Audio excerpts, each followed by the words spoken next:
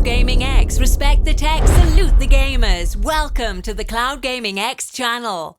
What's up, Cloud Gamers? Welcome to the Cloud Gaming X channel. So in this video we're going to be doing a full review of the Nvidia Shield TV Pro. Now if you guys have been liking all the content that I've been providing for you guys, definitely hit the like button, hit the subscribe button. It's definitely helpful for this channel and I appreciate you guys. Again, you guys let me know what you want to see me cover with this device and then get right to it if I can. Okay, so the things that we're going to be covering in this review, we're going to take a look at the hardware, we're going to look at the specs of this device, we're going to look at how it performs, we're going to talk about pricing, and the end of this video I'm going to let you guys know if this is a worthy upgrade from the 2007 Nvidia Shield TV Pro. Alright fellas, stay tuned.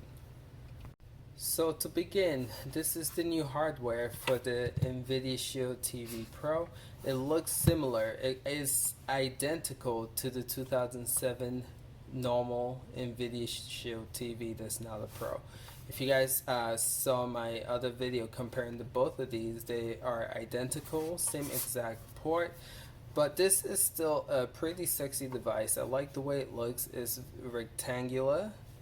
It looks like something from the future for sure. It's small, very little. You can just palm it in your hands. So let's take a look at the back, look at some of the ports. This is the power input. This is the Ethernet input, HDMI, and 2 USB.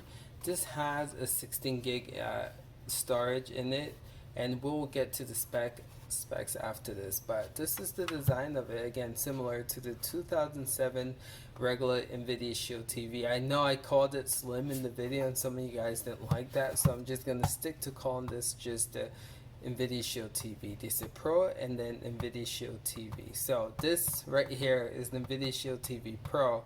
It looks like the 2007 Nvidia Shield TV. Alright, I hope that clarifies things. So the major difference though is the controller. So this is what the new controller looks like. Again, I did a video showcasing what the features all these buttons do. So if you're interested to see what all these buttons do, definitely check out that video. But this is what it looks like. This is the new controller that comes with this device. It's pretty cool. This has a remote tracker in it now, so if you lose this device you can track it, which is pretty neat because I can't tell you guys how many times I've lost the OG remote because it's so skinny and you can just lose that easily inside the couch. So the fact that you can track this, and it also has backlight too, based on your motion. So I think it's pretty cool. They added some pretty nifty features on this. So again, nothing really different from this model, but then the controller is definitely different. Again, if you guys want to see more detail on the controller, check out the video I posted. But yeah, that's the hardware. Nothing significantly different from the 2007 Nvidia Shield TV. So these are the specs for the Nvidia Shield TV. Now this is the box. This is what it tells you on the box, right? So again, this has the new Nvidia Tegra X1 graphics card. This has 256 core Nvidia GPU. It has Dolby Atmos. Now I've tested this feature out and it works pretty well. You definitely notice it. So this is going to be a treat for you guys. This and the AI upscale, I think, is going to be a treat for you guys with this device. It's pretty much the only two new things that they added in this device. Otherwise, it's pretty much similar to the previous. 3 gigs of RAM, 16 gig of storage.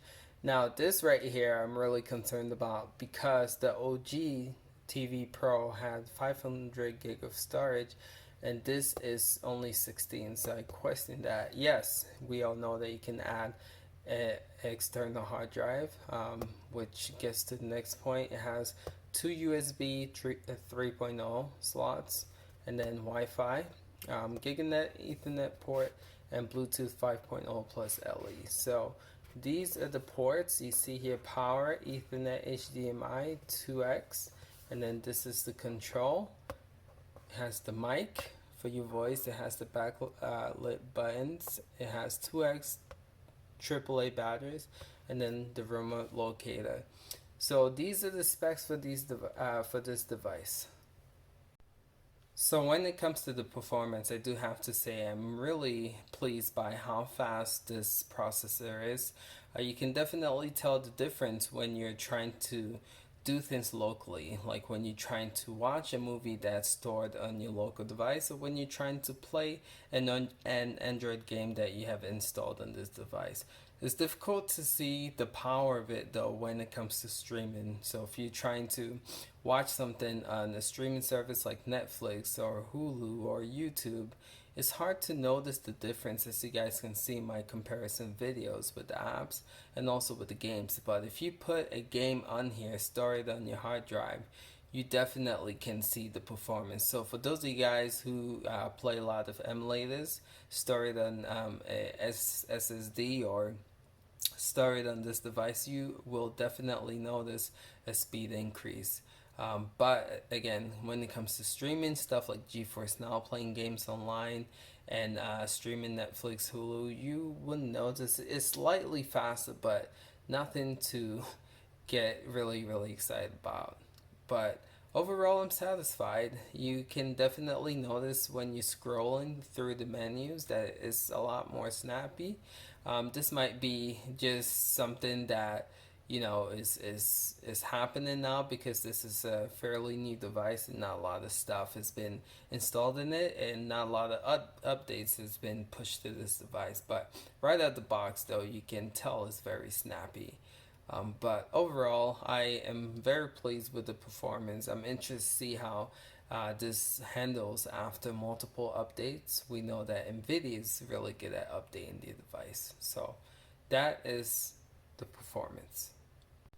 So the price of this device is $200, which I think is pretty pricey when you compare it to all the other setup box, but I believe for this device does a lot of things that the other setup box doesn't do, and it does it pretty well. For instance, this can play GeForce Now games, so you can play AAA titles. Yeah, I'm not talking about little mobile games in the Apple Arcade. I'm talking about full-fledged, Ghost Recon, Breakpoint type of games on this device with the GeForce Now platform.